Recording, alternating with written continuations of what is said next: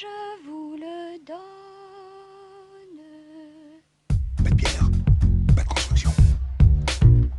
Pas de construction, pas de palais. Pas de palais, pas de palais. Ah, attendez, je vous rends vos souliers parce que j'ai peur de vous les agrandir. Ah, mais vous me les abîmez, dites donc.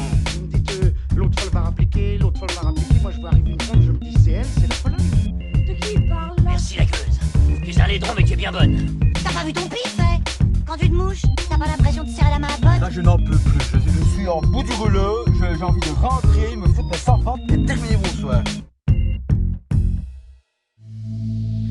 Vaincre ou mourir. Film réalisé par Vincent Mottez et Paul Mignot, d'une durée d'à peine 2 heures, avec au casting Hugo Becker, que l'on retrouve dans le film Tempête, sorti il y a quelques semaines, Jean-Hugues Anglade, Gilles Cohen, Grégory Fitoussi, Constance Gay et Damien Jouireau, vu dans l'excellente série de TF1 No Limites. C'est disponible dans les salles françaises le 25 janvier 2023. Dans ma famille, on paie l'impôt du sang depuis des siècles. On doit s'en acquitter avec panache. Je veux être cet homme-là. Je veux être l'homme du panache.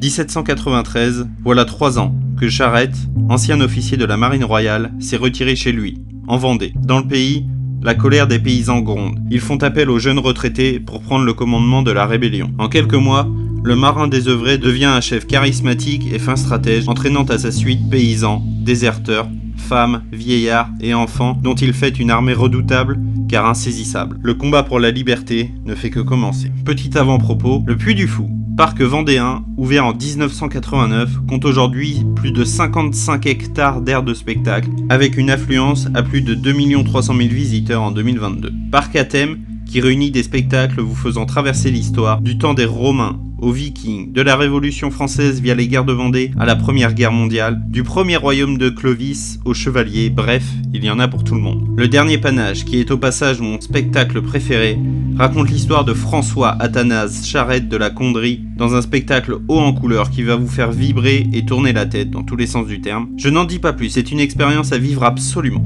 Le film reprend donc l'histoire de ce spectacle, et plus particulièrement de cette histoire vraie, pour l'adapter dans une fiction qui va coller au plus près des faits réels, si l'on en croit les historiens présents au début du métrage. Sans rentrer dans les détails, les fans du parc, et plus particulièrement ceux du dernier panache, apprécieront le retour des musiques de l'emblématique spectacle.